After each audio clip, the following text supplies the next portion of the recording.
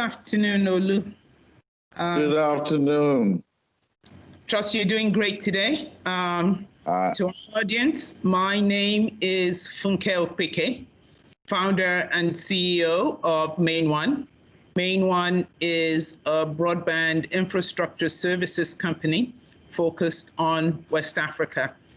And I had the privilege earlier this year to chair the presidential committee that developed the 2020 to 2025 National Broadband Plan for Nigeria.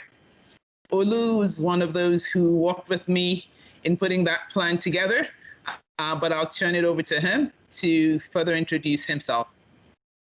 Hi there, Funke, and it's great to see you, my big sister. Even though we're going through some tough times at the moment in Nigeria, it's great that we're still on this call or able to make this call. Just speaks to the tenacity of our industry that we haven't had our networks go down, and may it continue to be that way. Yes, my name is Olu Teniola, and I worked with Funke Opeke when she was the chair of the Nigerian Broadband Plan 2020-2025 committee, and I was also involved in the subcommittee to do with infrastructure. I am, yes, the president of the Association of Telecommunications Companies of Nigeria. I'm also wearing another hat. I'm the national coordinator for the Alliance for Affordable Internet, part of the webfoundation.org. And in the capacity that I've served, I'm also now, after the broadband plan, a member of the Broadband Implementation Steering Committee, which is still active to try and meet the targets set in the broadband plan. And I'm sure that Funke Opeke will share some more or highlights on that, and I can obviously respond as to how far we've got. Thank you very much. Yeah, thank you, Olu. It's interesting looking back now. We launched the plan just as the president launched the plan, just as we were going into the lockdown for COVID. I believe that was his last public event before the country went into lockdown. And, you know, we spent those few months really wrestling with what targets we should set with all of our colleagues on the committee. And looking at it now, we set targets 70% broadband coverage for Nigeria in terms of access from the existing 40% or thereabouts benchmark that we currently have. We set ambitious targets for fiber reach across the country. We set fiber reach, be that to schools, hospitals, government agencies, local government areas, and towers. We set targets in terms of affordability and digital literacy. When I think of what has happened with COVID, I think we were right about on track in terms of what the aspirations were. And if anything at all, I think COVID has only heightened the urgency to achieve those targets. But you're on the implementation committee. So looking back and looking at it now from ability to implement, the need to implement, and the urgency, what do you think of the targets we set?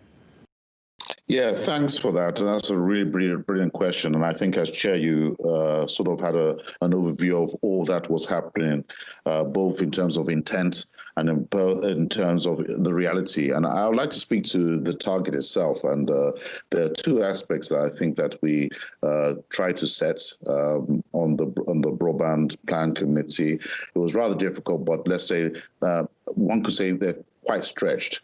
The first one was the 90% broadband penetration for 4G. 4G networks seems to be the technology that we feel that you can have experience that justifies the speeds that we're talking about. And I think the speeds, we need to share that with our audience, is 25 megabits per second download speeds by 2025 in urban and cities areas, and 10 megabits per second for the rural areas by 2025. And that's coming on the back of the minimum speeds of 1.5 megabits per second from the 2013-2018 broadband plan. So, that seems to be quite a leap when we look at the individual penetration that we've used as a yardstick when we did the 2013-2018 broadband plan. We spoke of individuals having access to broadband of 30% by 2018 at 1.5 megabits per second minimum speed. And if you compare where we trying to get to and where we are right now, we're trying to get to 70% individual users of broadband. Because obviously, as we all know, the statistics by various international organizations that states that every 10% increase in broadband penetration results in maybe 1.3x percent increase on GDP. So we are really looking at the economic benefits, and I think that the 70% that was set sort of gives an indication that, if we can get to 70%, in terms of Nigeria anyway, and I agree that COVID has really sort of put a contraction on the economy, but we could come out with some positive and more on a higher single digits as opposed to where we are right now, where we're hovering at 1.8% GDP. And for where we are in terms of our country, in terms of the population size, we do need a GDP that exceeds our population growth. So the figures are stretched, they are realistic. However, as you pointed out, you said we are around 40%, and yes, that 40% donates an achievement from where we started off with when we wrote the broadband plan. I think we're around 33 or 34%. But, my concern, and it's a concern that I think is expressed, is that we have all these other targets that we have set, 120,000 kilometers of fiber, and we stated that we're around 52,000. I think that's the figure that NCC already has right now, 52,000. The gap in between that demonstrates that we have about 68,000 kilometers still to go. And we have various programs that we sort of were struggling with, where are we with InfraCo? That InfraCo model was put in place in 2012, was part of the 2018 broadband plan. And up to date, 7 years after, if you don't mind me saying, we haven't achieved that 30,000 kilometers of fiber that we expect from that program. So we're somewhat struggling with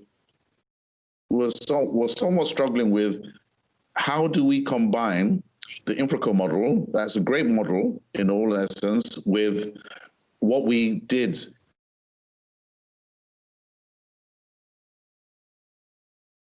in the infrastructure subcommittee, which is to say, look, we might need some other initiatives to allow targets. And I think now, with COVID-19 consideration, we are delayed. Yes, we understand that. But we need to obviously look at, okay, when can we really start to implement the projects in terms of the amount of fiber that's required? Because, as you know, rolling out fiber in Nigeria is a very challenging prospect. And really, we need the enabling environment to ensure that we can get on track and also to catch up from where we are really coming from, which is the tail end of the 2013-2018 broadband plan, which we didn't achieve the requisite amount of fiber. So I'll stop there because I've sort of shared some of the challenges that we have, but I will obviously give you some of the positives that are coming out of the Broadband Implementation Steering Committee. Thank you very much. Yes, exactly. I was going to say some positive things have happened, though. Despite the delays due to COVID and the attendant shutdowns and the impact on the economy. One thing and the mood for it is changing considerably is the government perception of right-of-ways and the granting of right-of-ways, and tremendous progress has been made there. I know you are also very actively involved in that. I think considerations are also being given to spectrum and spectrum licensing, which is another area. I know some efforts have been made with regards to digital identity, and the National Identity Management Commission is now part of the digital economy ministry under the minister, and the targets in terms of enrolling Nigerians to have a digital identity, I think, is being scaled up. So some things are happening, and maybe you can give some specifics to that, especially with regards right of way. Thank you very much. And you sort of led me to where I wanted to continue from. I think with right of way, we have 7 states governors that have given either a waiver on the rights of ways per linear meter charge or fall in line with the 2013 NEC resolution of 145 naira per linear meter. This does a great thing because when you look at some of the charges where we're coming from, we're looking at a 94% drop from where we would have said they're exorbitant and they acted as barriers to investments in especially rural, underserved and unserved areas of Nigeria. And we're really happy that that's been able to be driven by our Honorable Minister of Communication and Digital Economy.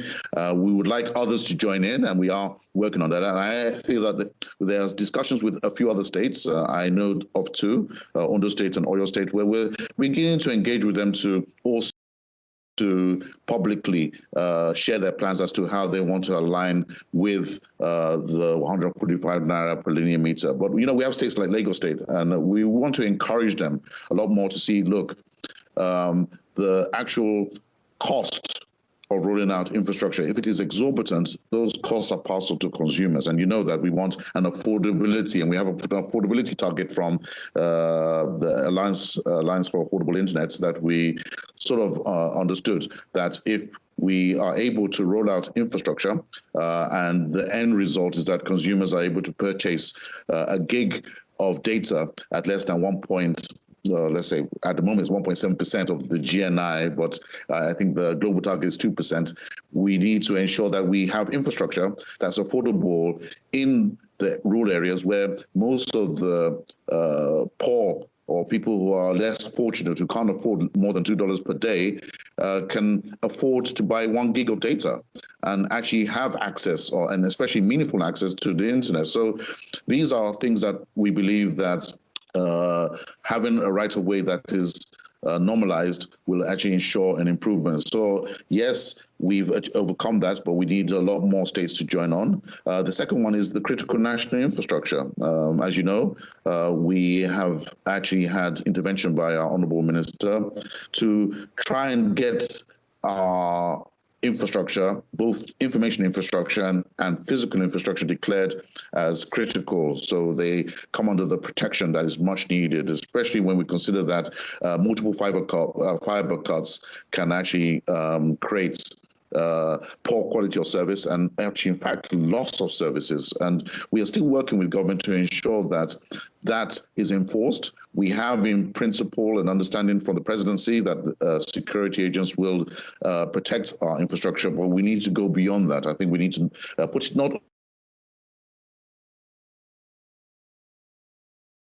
only to laws, but of our infrastructure. And we need our industry also to share where the critical infrastructure is located so that the Office of the National Security Advisor can actually work on getting the security, I would say, harmonized and sort of brought together to ensure that it's not just when we get issues around fiber cuts or if we have closed base stations that is still reactive. It's more of a proactive, and I think we're going in that direction. I think the other things that I think we can sort of celebrate, you're right, government has understood digital economy is something that they need to take seriously. I believe that the merging of the National Identity Management Commission under the auspices of the Federal Ministry of Communications for Communication and Digital Economy is the right step. I think that harmonization and access to the APIs that are presented by NIMSI is the right thing. I think that we will see an acceleration of the digital ID in the country, which is a great benefit. And it's something that's really important in terms of demand drivers. Is actually locating not only the supply side, but the demand side and merging it together. And I think the other area that is being made very aware is that funding is very important. And yes, we are battling with a forex that's already volatile, but there seems to be some stability on the market. And what we need now is an engagement with the CBN governor, which the honourable minister is promised to sort of bring both parties together to ensure that our industry has favourable access to forex. But the bigger picture is that government is also looking at an infrastructure fund, and I think that infrastructure fund has also identified broadband as being part of the digital enabling infrastructure that will be required. So I'm excited. I'm excited by the fact that there's a recognition, but I'm also excited that there's going to be a continued dialogue in between the private sector and government to overcome some of the hurdles that I've just described.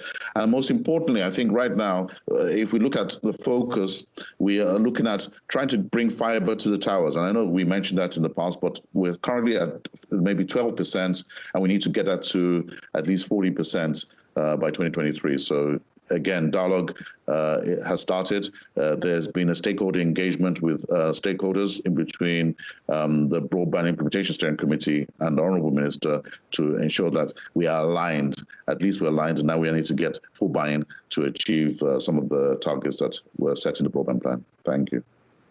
Yeah, really interesting. Seems like an interesting time to be a telecommunications company in Nigeria, and certainly the mood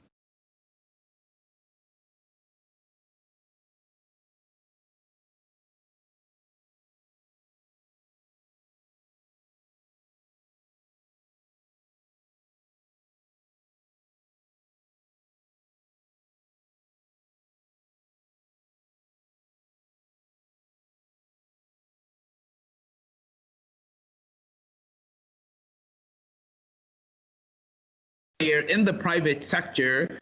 I was nominated to chair the committee, and we had very good private sector representation on the committee across board. So I think for telecom companies in Nigeria, and now with the COVID pandemic driving us all online, I think the numbers are starting to play out. We're seeing demand accelerate for data, both in our urban and the rural areas are, just dying for more capacity. I think clearly you have an ideal environment to see those investments happen and the plan be achieved.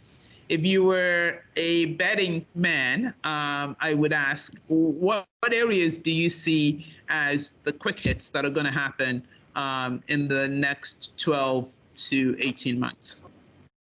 Thank you. And I'm not a betting man, so I try to put my chips on all the sides of the table. So I can honestly say that if all things being equal, and we know that we are coming out of COVID, and we do understand the enormity of the challenges that lie ahead. But when they say when the tough gets going, tough gets going, or I guess I've mixed up my phrases.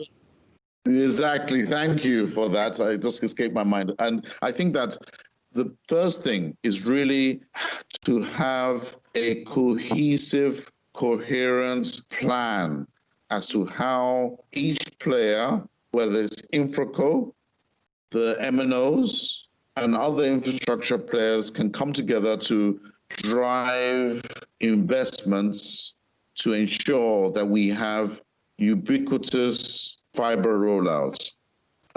It's really important that we adhere to the open access model that was highlighted in the plan. We really need that, because even if we are moving from 4G to 5G, the core essence of the 5G story is fiber. And I think that the presence and prevalence of fiber is really required now rather than in the future. And I think that the focus, as far as I believe that we are trying to do, is to try and ensure that we don't have duplicated fiber, that we have fiber that can be shared. So infrastructure sharing is another low-hanging fruit that we should focus a lot on.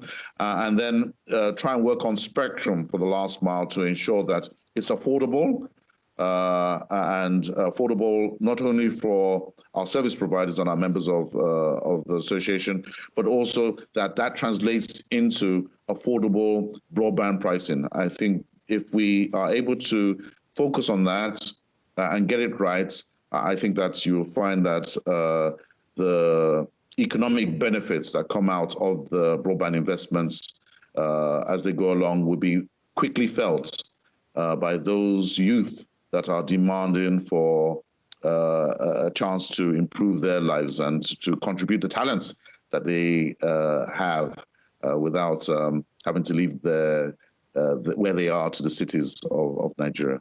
That's my honest opinion. So thank you. As I said, I'm not a betting man. Okay, I absolutely agree with you that fiber densification, last mile and increased rollout of 4G, focus on affordability and getting more services to the rural areas. Looking back at the plan now, 6 months after it was published, and also with the experience of the COVID pandemic that we've lived through the past 6 months, I think indeed this is the right plan for this moment in Nigeria. Yeah. And it's really exciting to see the building blocks starting to fall in place towards its implementation. Olu, thank you very much. Obviously, it was great working with you and putting the plan together. And I am delighted that you are continuing to assist to see that the plan and the vision is carried through and actually gets implemented. And we look forward to wonderful things happening in Nigeria. I believe we're going to make some time available for some questions from the audience. Thank you very much. Yes. Thank you very much, Funke, and thanks for being a great chair and a great leader. And obviously keep pushing. I look forward to Main One contributing immensely to the growth of our digital economy. Thank you. Thank you, Olu.